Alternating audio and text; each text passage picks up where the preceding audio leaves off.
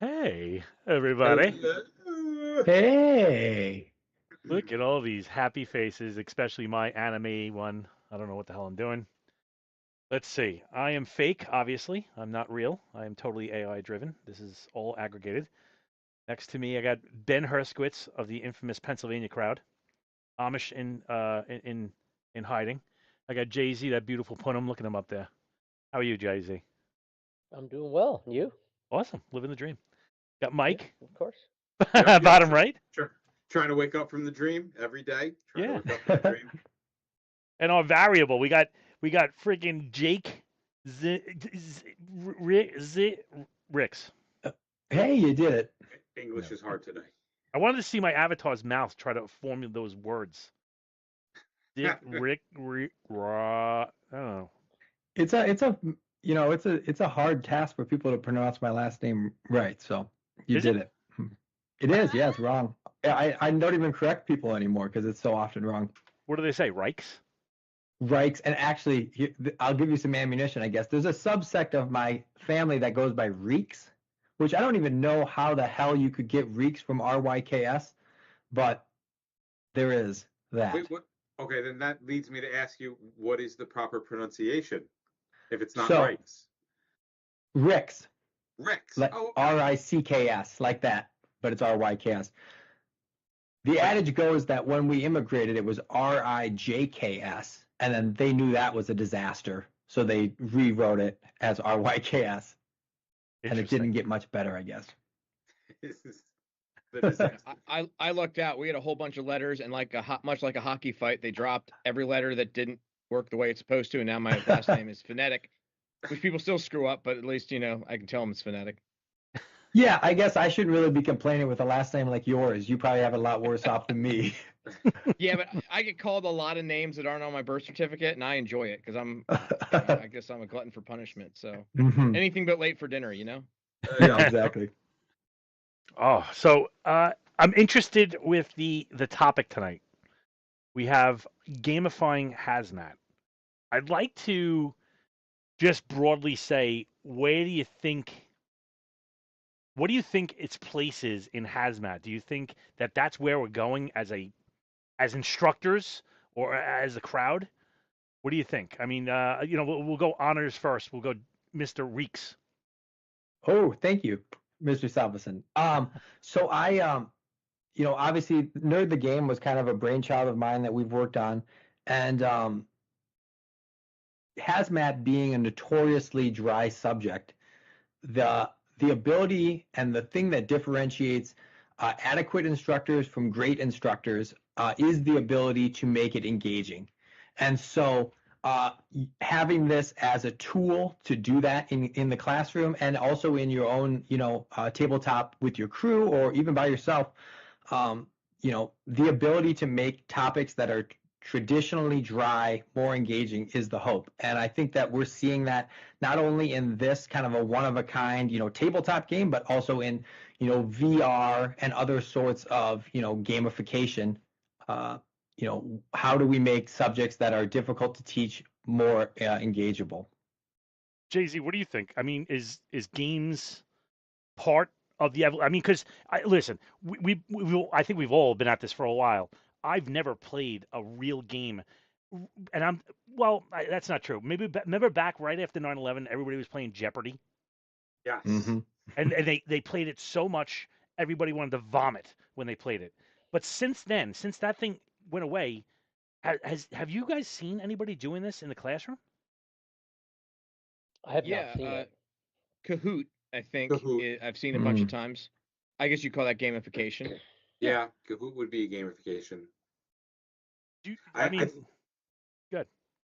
I think it's hard because in the world of that we kind of teach in, um, right now in order to do gamification, you have to be online, right? So True. everybody's got to be connected to it. Everybody's got, and there always seems to be some kind of an AV issue, unless you're like embedded in a facility. Like, when we were teaching at the FDNY Academy, like the equipment was there. It was specifically designed to work that way. But when you're out and you're on the road and you're traveling and you're in somebody's network and you're trying to get a gamification thing going, and you're trying to get people to put download things on their phone and try to connect to a server that's doing this and doing that, there always just seems to be more issues than there are anything else. When it connects and it works great, it's phenomenal.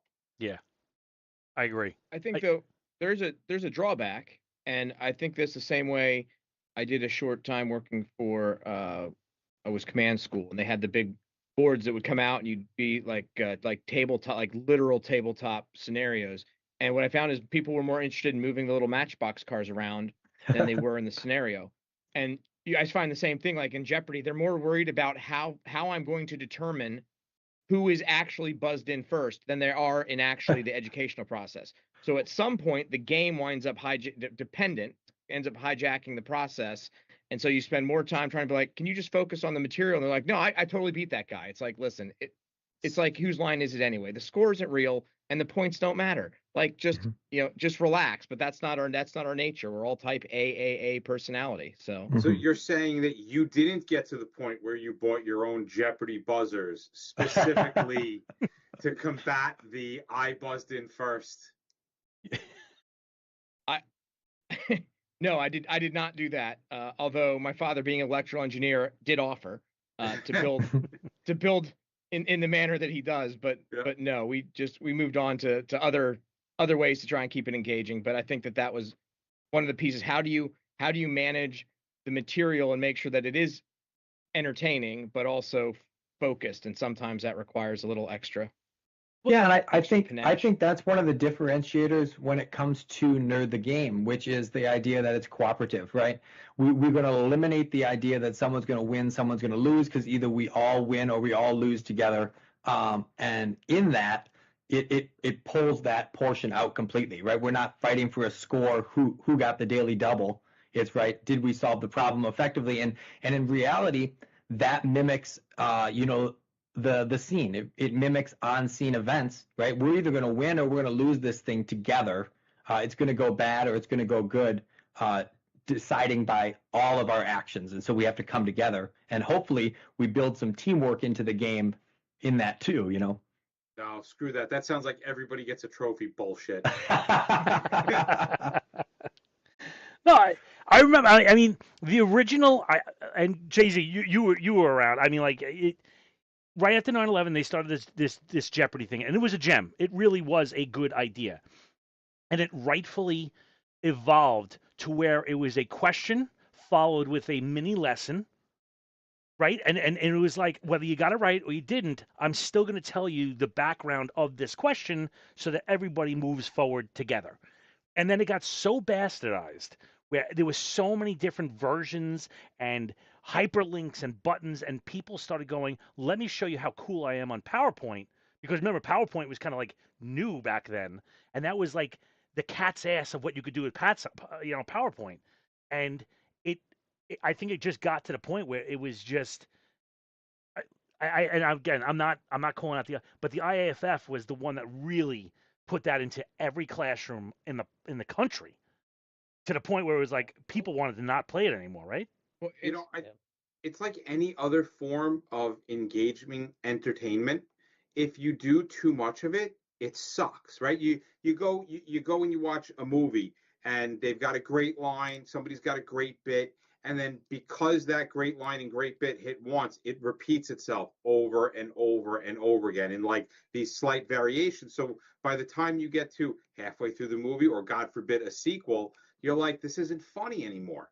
Gamification is the same way. It has to be used at the right time, the right place, with the right amount of, the right quantity, and then it can be fun and entertaining. But if you just saturate the shit with just gamifications, it now becomes a project.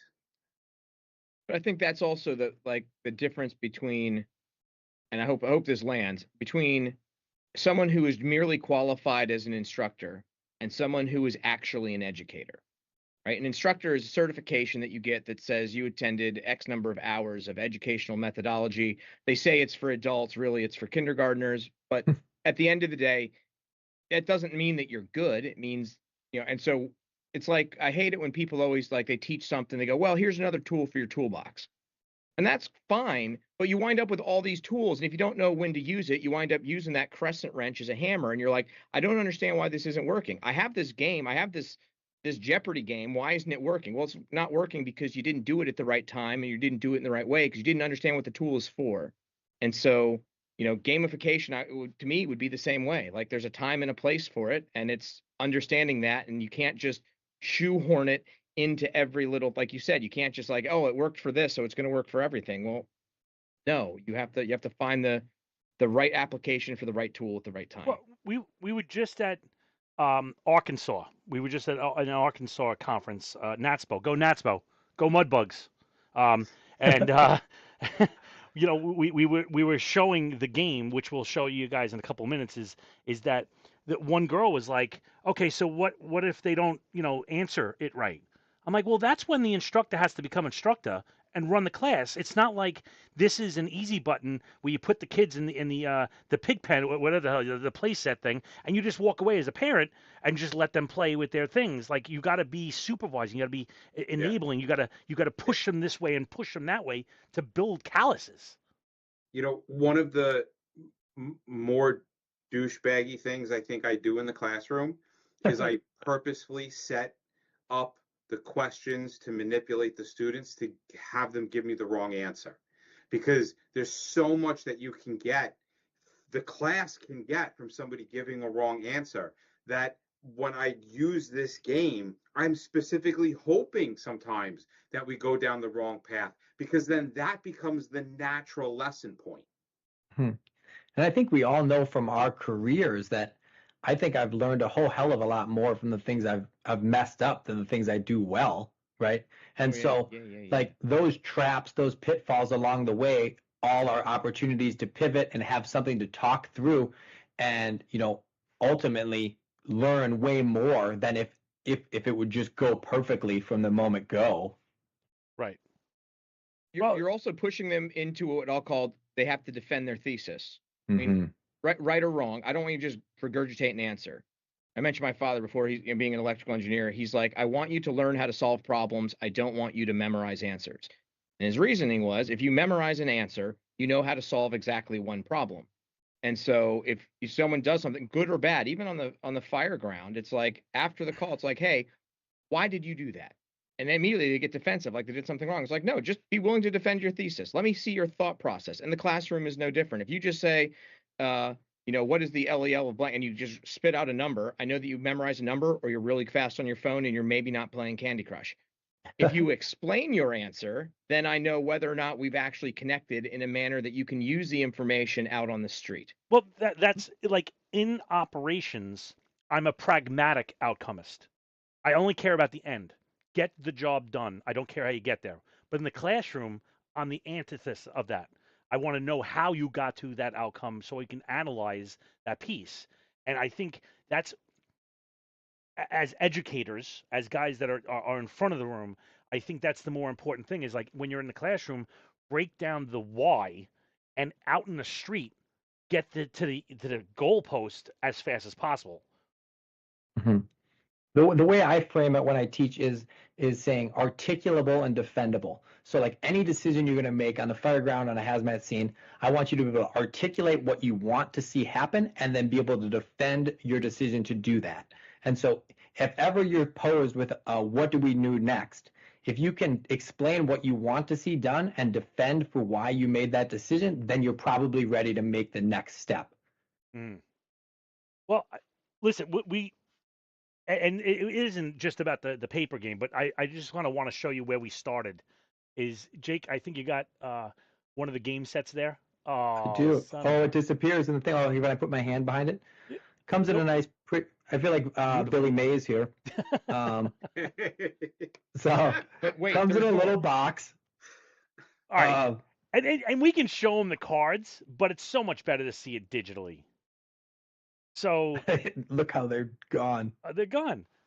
All right, let me show you guys because we've been working on this behind the scene. But Jay Z, I really want your input on this. I want to see what you think. So Okay. here is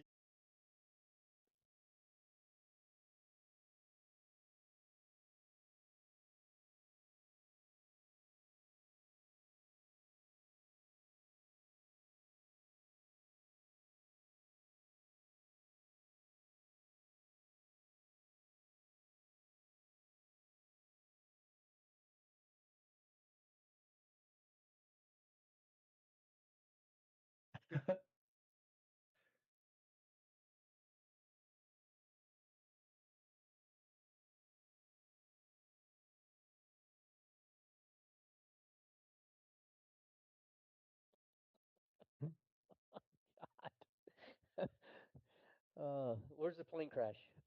Yeah, no kidding. You pick another card. I'm sure it's there.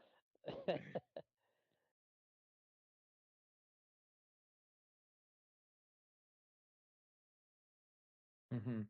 Any LA guys want to jump in on this one? No, but too soon.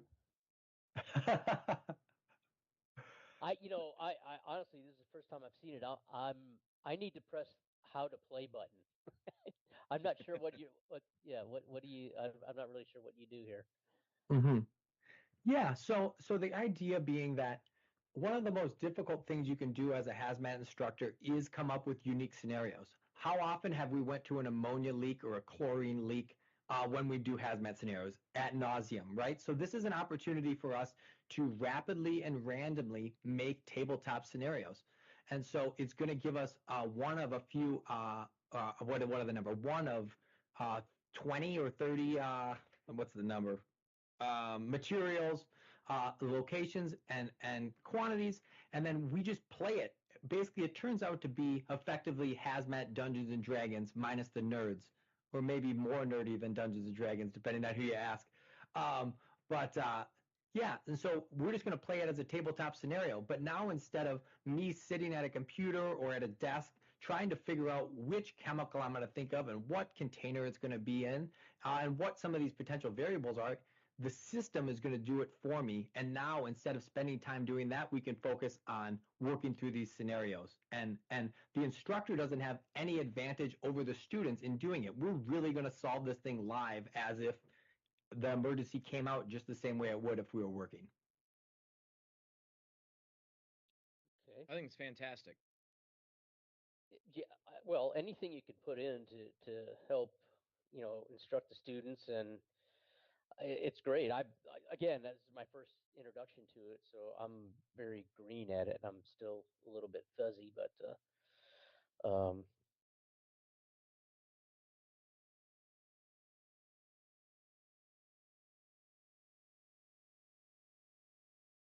mhm.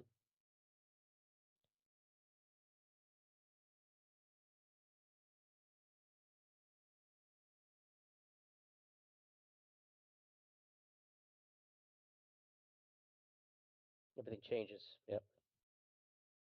Mm-hmm.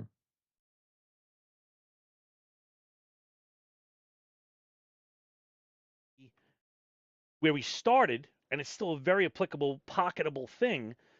Mm-hmm. But the digital version, me personally, because there's expansion packs we can do. I mean, the sky's the limit with this thing now, where you can have like the Phoenix one, where it's not just random highway, it's the Bob Hope, highway. And now you're like, oh shit, I've been on the Bob Hope highway. That Mm-hmm. place is pretty gnarly. Yeah. Um, yeah. So I think if you do put it on a digital version, so where you could put it on a big screen, is that what you're talking about? And then everyone could Yeah, could operate on it. Yeah.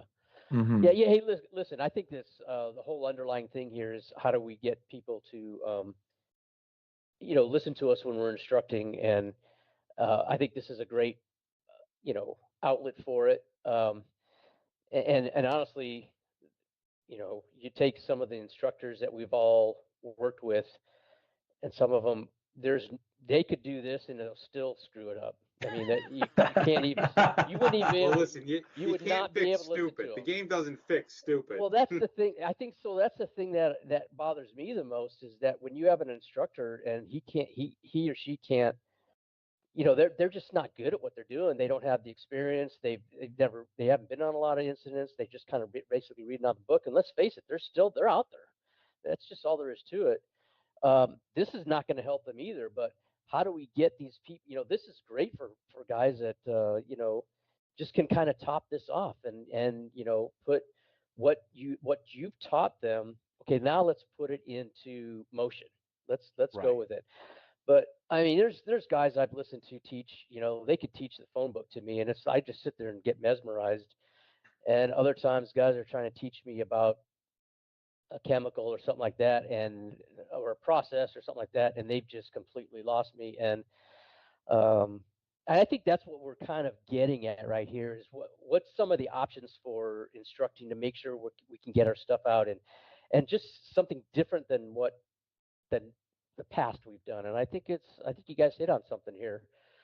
Yeah, and the other Sounds like thing that this game offers, which is like the portability of it, which is, we've done it in my firehouse where I work now, which is, it's the second day of your segment, your working week, and what are we going to do for training today? Awesome. Grab the rig out of the captain's room, and we're going to rip through the next half hour of running through scenarios. What are we going to do? And it's super rapid. Nobody has to sweat over what are we going to do for training today. It's like grab the cards, let's run through some tabletops, and we'll be done with it. And it's instead of having to have somebody, I think one of the biggest barriers for hazmat training in a lot of companies is the idea that nobody wants to build a lesson plan. Nobody wants to be the one that has to pick the chemical and pick the thing. And it's like, okay, grab the cards, let the cards do the hard work for us, and we'll just do what we're trained to do, which is focus on what the response is, right?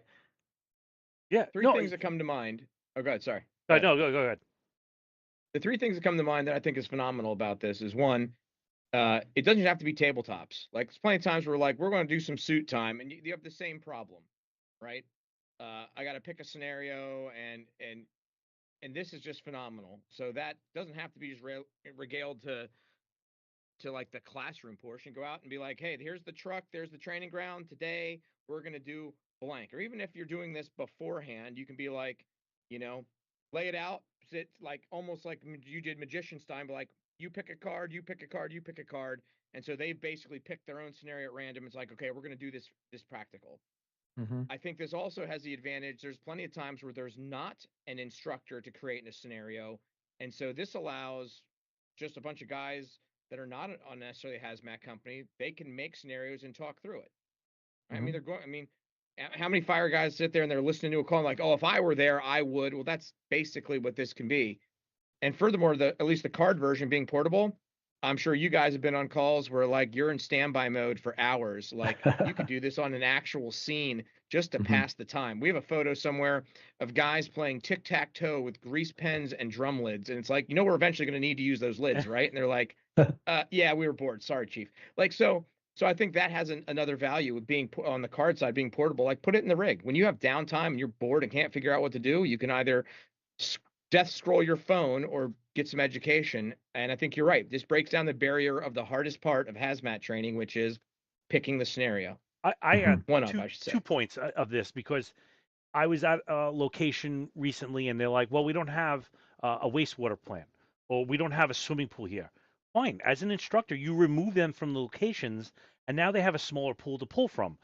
But my whole point of bringing up that whole Jeopardy thing back in the day was it's odd because it was the bee's knees up until like 2005 and then it just all but disappeared.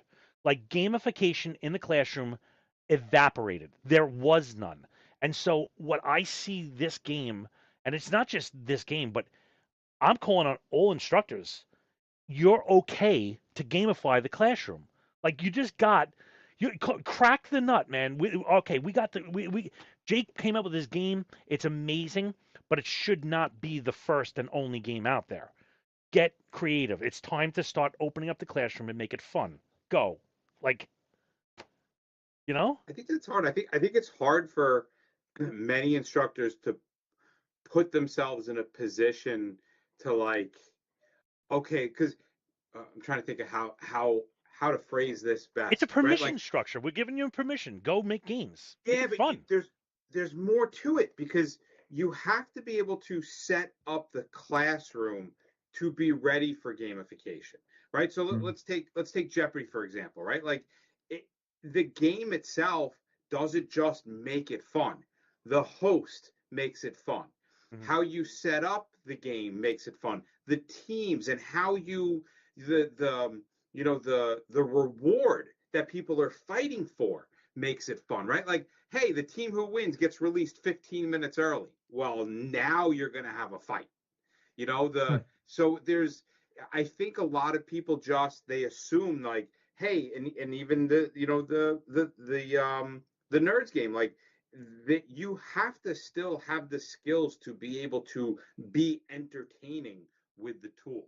Like if you're not, and if you can't figure out how to make it part of your shtick, then it's going to go nowhere. And I think Jeopardy just became, everybody was doing it, and then the Jeopardy itself became shitty because it got in the hands of shitty people. So you kind of rolled your eyes when it was Jeopardy. It's like, oh, great, here we go. And we saw it, the boring ass instructors who just, like they just went through it like it was a review, and it made it suck, and it turned everybody against it, and then it just disappeared. If you're the instructor that has, when you're doing, the different suits, and you're having the runway, where you're having models come in with music playing through a boombox. Hey, here comes Mr. Little. Hey, he likes to go sunning in the beach.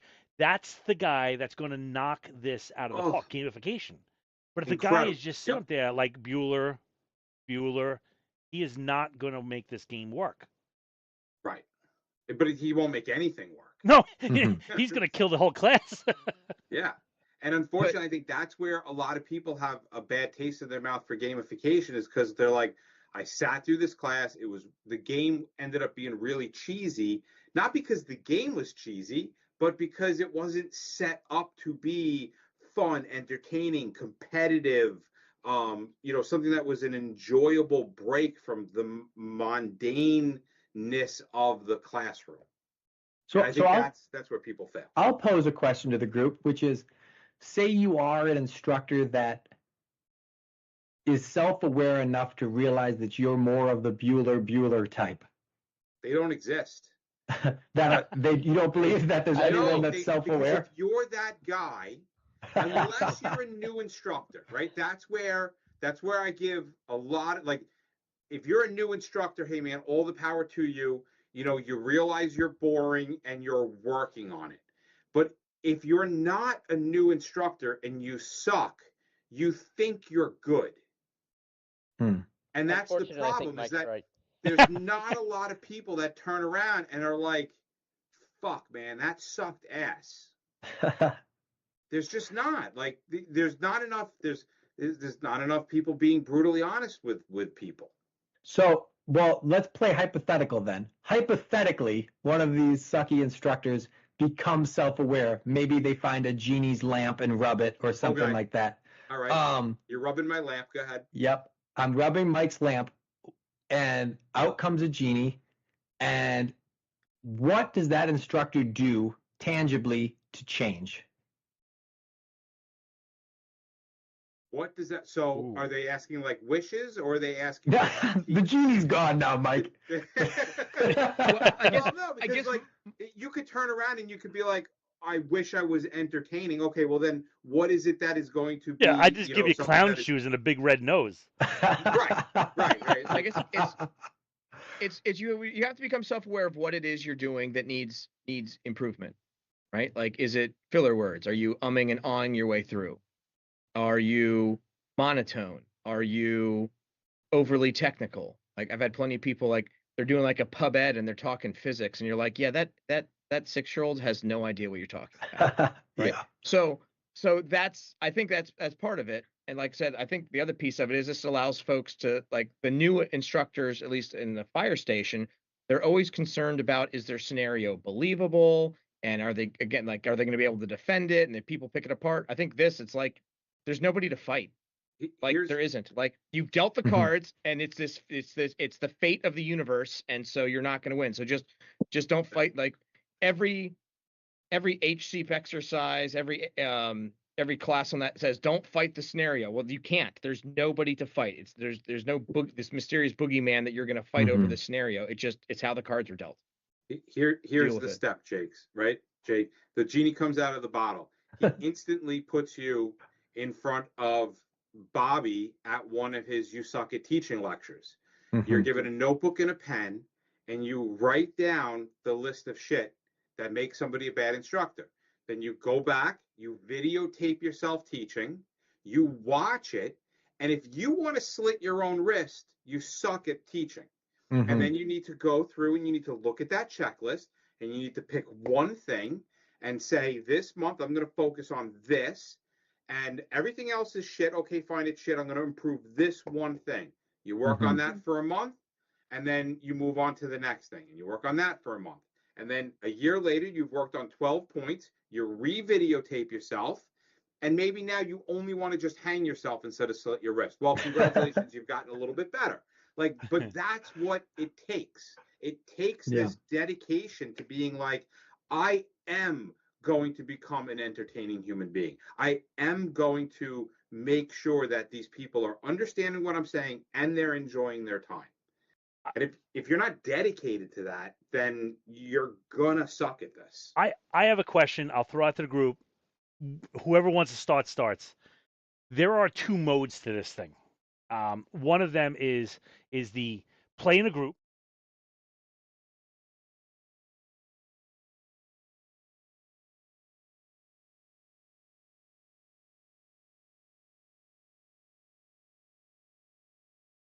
Mind, how many people are going to be brutally honest with themselves about how they did and how they can improve? Because this, what you're just saying right now, I want to be a better instructor. I want to be, well, can you be a better, not instructor, but a technician by playing the game in a solo mode and being, you know, solitaire is easy to cheat because it's you're cheating yourself.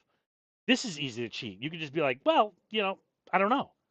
I evaluate myself well because I don't have one of these things. That's a cop out. But what are your thoughts about solo mode versus a guided instructor mode? I think you need to have a metric by which you're going to rate yourself against. Like But we it's have, personal. right, but you still need to have a metric for what, like, we have, I guess you could call it gamification. We were at the Pennsylvania conference, where it's like you go on and you have it gives you 3 random chemicals and you are timed as to how fast you can produce the information. So there's a metric, right? And so at the end of it, not only it's how fast are you, but then somebody,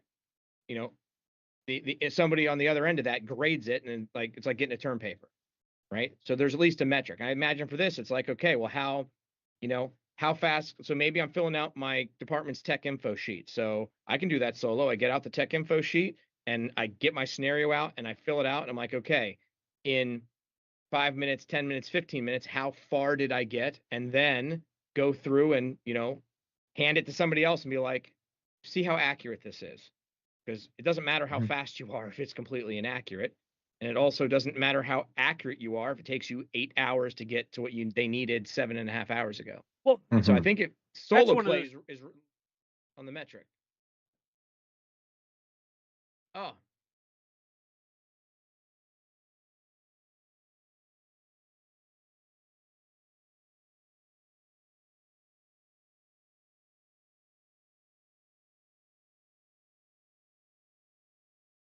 just lost 5 minutes. Or you did the right thing and you get 3 minutes. And the gamification is almost like pick your what was it? Pick your path. Choose your own adventure. Choose your own adventure. That's what it was. Yeah.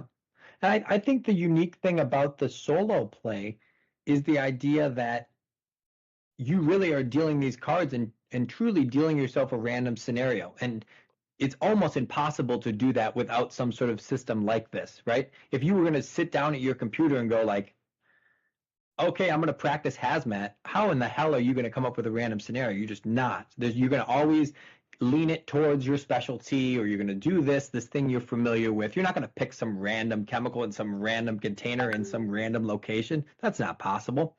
And so, I would hope that people are self-aware enough to run through a scenario and say, wow, I really struggled to, figure out what to do with the PPE selection, or I really ran into a problem with the fact that it was 110 degrees and this product was, decomposing or whatever the thing might be, but the ability to make a truly random scenario solitarily, I don't know if that's a word, is unique, right? It is, yeah, there we go. But it's almost impossible without some sort of generator like this, right? Because you're gonna give yourself some leeway and only be able to choose things inside of your scope of knowledge. I agree. I would agree.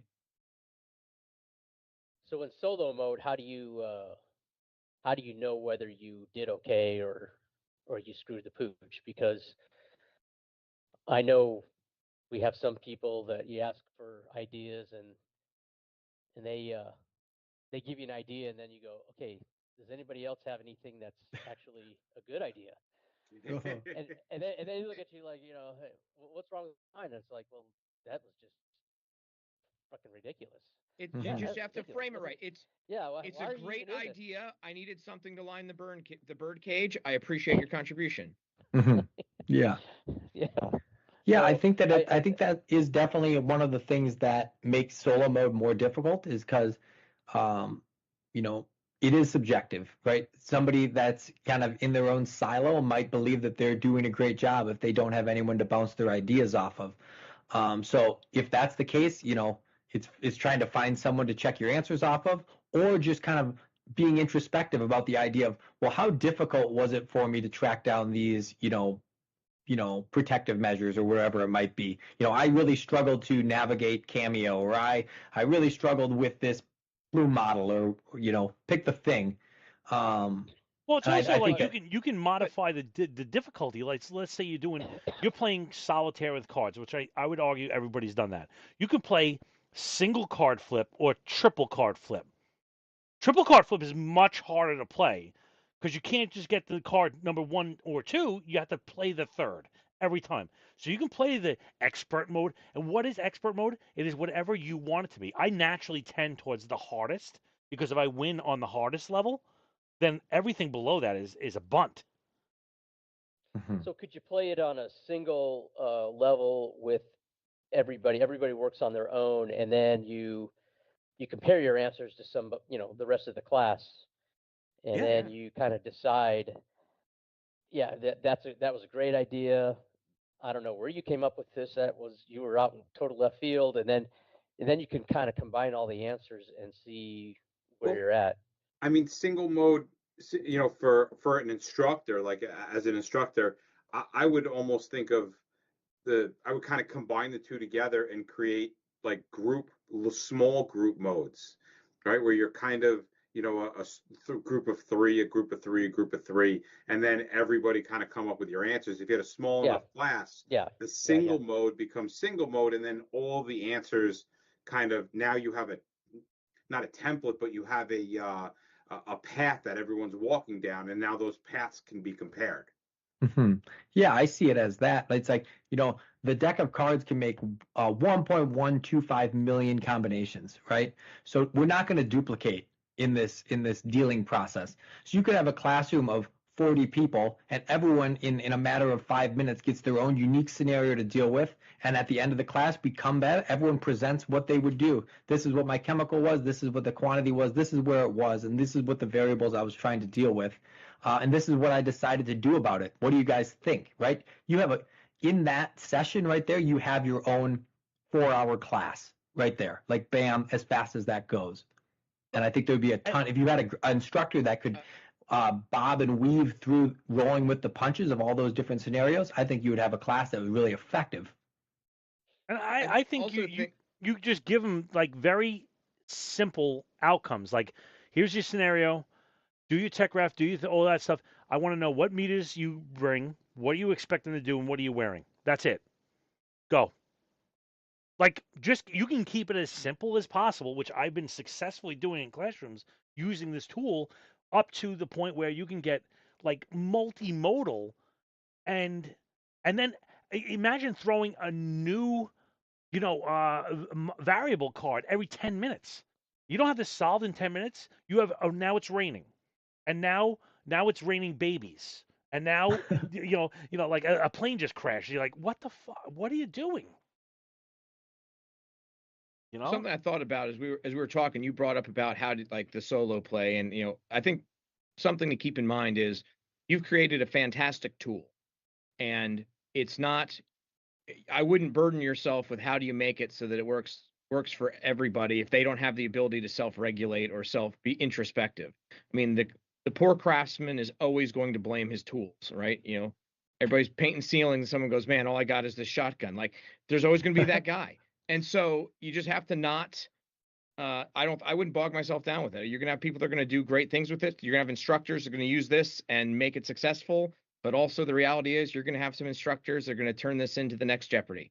And all you can hope for is to make sure that you provide the resources and the talent to educate the instructors on how to not be as, so that there's more of the good than there is of the bad. But I think that if you spend all your time trying to figure out how to make all these extra rules, I think you're eventually going to go away from the simple genius that makes this great. My opinion. I love it. Well, listen, we've been doing this for 43 minutes. I think we can wrap it up. Jake has a great show. Has a class, as you can see from your background. You got to go check it out. Get to the podcast. Get the video. Get all that stuff. Get that handsome Punim coming on your screen, and more. Check it out. Has a class podcast. It's amazing. It's like what would you describe it as? Like a Joe Rogan for emergency services? Yeah, kind of. I think so. It's pretty an eclectic mix. I've went everywhere from, the top names in the fire service, top names in hazmat, to film directors and authors and, everything in between. Yeah. I love it. Awesome. Well, check them out.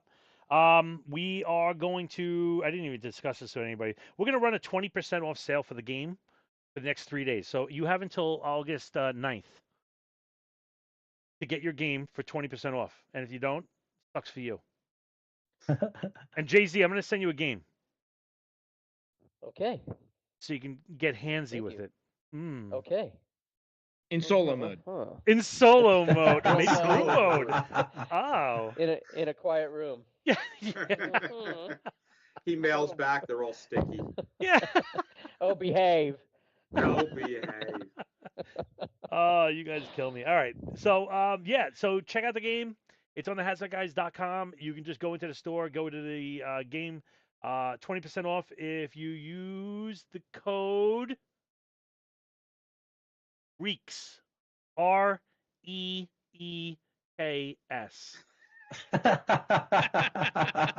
REEKS. That's the code. Perfect. REEKS. If you're watching this show, you watch it, you put REEKS in there, you get 20% off for 3 days. Yeah. Good stuff. Jake, thanks for coming on. My pleasure. Yeah. Thanks everybody coming on. It was good. You know what? It was a great show. You know why? Because we're missing somebody. Who are we missing? Oh. Yikes. Everybody's here. I'm just joking, Uh-oh. Bob. Yeah, come on. He's All probably right. watching. Yeah, he's probably watching. Yeah, with his foot up and a cigar in his mouth and a glass of wine in one hand, because that's pretty much all he does after 7 o'clock. Yeah. It's a rough life. Terrible. He's MFing us right now. Yeah. hmm All right. Everybody go, and we'll see you next month. We'll see you next Tuesday. Not really, but we